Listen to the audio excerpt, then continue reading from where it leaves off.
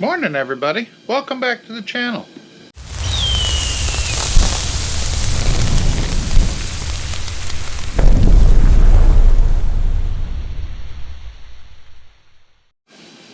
What I got going on today is the wife's bike is done, with the exception of cleaning the front wheel. So I'm going to get that front wheel cleaned up, and then I'm going to pull her bike off the lift and put my bike on the lift and do the oil change and service and everything on my bike and get it ready for Florida. Alright, every one of you guys that ride Street Glides, Ultras, things like that with the stock black powder coated rims, it is extremely hard to keep them clean or get them clean and keep them clean. You get brake dust on there, you get road grime on there, you get everything on those rims, and it just sticks to them for some reason. It just sticks to them like glue, and it's very hard to clean. I found something that cleans it. It is super clean all-wheel cleaner. Okay, and literally you just spray a little bit on there, wipe it off, and it comes back to the original finish. Let me show you on the wife's bike. You see what I'm talking about here. Your rims look like this. See how they're kind of nasty? Now look at the clean area that I just sprayed on, wiped off.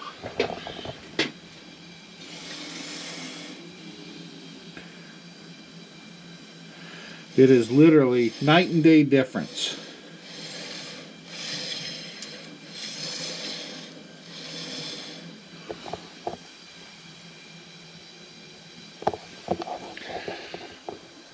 It's worth the money. I mean, this stuff's not cheap, don't get me wrong, but that bottle will last you a long time. You literally just spray it on there, wipe it off, done. And no, I don't get a kickback, I don't make any money off it. I'm just giving you guys a little bit of what I use.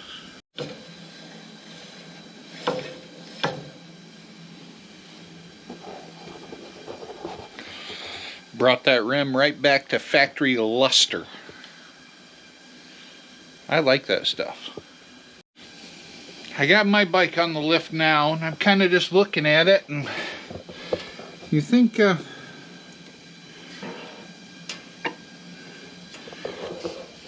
think we can get another season out of those floorboards. But I got looking, if you look, there's a little scuff mark here. Alright, I am going to start dumping the oil in this. I'm going to change all 3 holes. That way this is all ready to go, because we're leaving, I think, in 3 weeks, something like that, for Florida to ride. You know, I've noticed on a bunch of different Facebook groups, people always ask, what kind of oil you running? What kind of insurance do you use? What kind of this? What kind of that? Who cares? I'm going to show you this. Hang on. Potential spam, not a problem. But anyway, I'm going to show you this. This is what I use. Mobil 1, full synthetic, 20 W50, and I use it in all 3 holes. And I know someone's going to say something. Oh, you shouldn't do this, you shouldn't do that. You know what? My bike, my money, I don't give a shit. Your bike, your money, do whatever you want. This is what I run in my bikes. Done it for years. I've gotten 100,000 miles on a motorcycle. Not on this bike, but over the life of several motorcycles. Never had an issue, not once. My trucks, tractors, combines, semis, everything we use Schaefer's oil. I tried running Schaefer's oil in the motorcycles. Motor was fine, transmission was fine, primary, Schaefer's oil was too slippery for me. The clutch would slip. I mean, literally, I would get a lot of slippage in the clutch.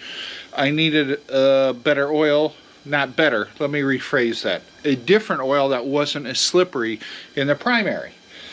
I don't like trying to keep track of this oil for this and that oil for that and this oil for that. I run Mobil 1 in all 3 holes. I always have, I always will. I don't care what kind of scientific proof you give me, that's what I run. So I don't care. Same thing with insurance. Well, I'm paying this much in insurance. How much do you guys pay? Who cares? I might pay a little more than you might pay because my levels of insurance might be different than your levels. My credit might be worse or better than yours. There's different reasons why prices are they are. Now in Michigan, we pay a lot of money in insurance. A lot of money in insurance. But they base it off your credit. They base it off what kind of insurance you want. How much your deductibles, how much this, how much that. All that's variables. So you cannot say, oh, well, he's only paying this much. I should be only paying that much. It doesn't work that way. But anyway, I've went on enough of a rant. I need to get the oil dumped in this and start working on it. I have reached that point that oil is draining. Now I'm replacing all the O-rings on the drain plugs. I usually buy them in like the 50 pack and they're dirt cheap online, so I always replace O-rings every time. It's the same reason when I put the primary cover on, I always put just a dab of anti-seize in all the primary bolts, and I never ream them on there with the 1/4 impact wrench. As you guys seen in some of my other videos. In fact, the last motorcycle video I was explaining all that when I was changing oil on my wife's bike.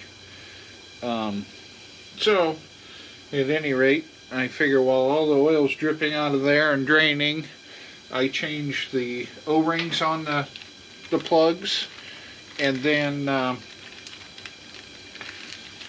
when I'm done with the O-rings, I'll pull the oil filters off, or the oil filter off, and let that drain out, and then I will start assembling everything back together.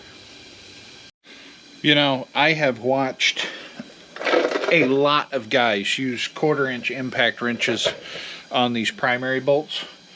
There's a rubber O-ring gasket in there. They don't need to be tight.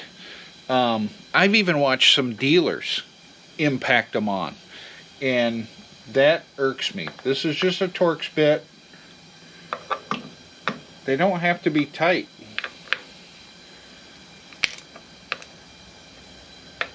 See? That's all I do. And then I go around them once, just give them a little, I twist it with my wrist. You can see I'm not holding the end of the wrench. I'm choked up on it. And just twist it with the wrist. And that's as tight as they need to be. But that's just my 2 cents. I have gotten a new bike before, and when I go to service it after the dealer had serviced it, I'd end up stripping out those bolts and have to go buy new bolts because they use the impact, the cordless 1/4 inch impact on them. And that's a pet peeve of mine. Oil change is all done. All the fluids are good. I did have a thought. I have noticed with these Milwaukee 8 motors, when you first start them up, when they've been sitting for a couple days, you get just a little bit of lifter tick until the oil gets up in there and it quiets down and goes away. My question is, do you guys run any kind of like Lucas Slick 50 or something in there to try and keep more oil up in your heads, or not? Because I've never run any additives in this bike at all. I've only run synthetic oils, And I've always had very good luck with the synthetic oils, but I've noticed the new Milwaukee 8 motors sometimes have a little bit of a tick to them when you first start them up until that oil gets circulated. And it really has never really bothered me because I always look at it as the thing's covered under warranty, whatever, something happens, I don't care. But like this bike is getting ready to come out of warranty, and I'm trying to debate right now whether or not I want to extend the warranty on it or not extend the warranty and buy a new bike. I'm going back and forth. I really don't want to buy a new bike because of the fact that the prices, I think, are insanely high. And I don't want to spend the money on a new bike if I don't have to. But, and I know, I get it. You blow the motor, you put a new motor in, it'll be cheaper than buying a new bike. I understand all that. But we've always traded bikes in before they hit the 50,000 mile mark because it seems like they always tank in value when they hit the 50,000 mile mark. So just before 50,000, we usually dump the bike and buy a new one. But with the price of bikes nowadays, I don't know if I want to do that with this one. I like this motorcycle, so I think I'm going to keep this one for a while, and I'm probably going to extend my warranty, but I don't know yet. I'm still in the air. I don't know what it costs. I'm waiting to get an estimate on what it costs to extend the warranty. Hopefully I hear back from them soon. I just pulled the air cleaner off to clean it, and she's a little dirty. That's alright. I'm going to take this in and clean it, let it dry overnight, and then oil it again so I can put it back on tomorrow. But at any rate, I think I'm going to end the video here. Oh, I forgot. I still need to check my antifreeze. But I'll do that tomorrow. The wife just got here with McDonald's and the grandson, so I'm going to go in and go eat at McDonald's with the grandson, play with him a little bit, wash this filter, and I think I'm going to end the video here. So, thanks for watching. We'll talk to you in the next one.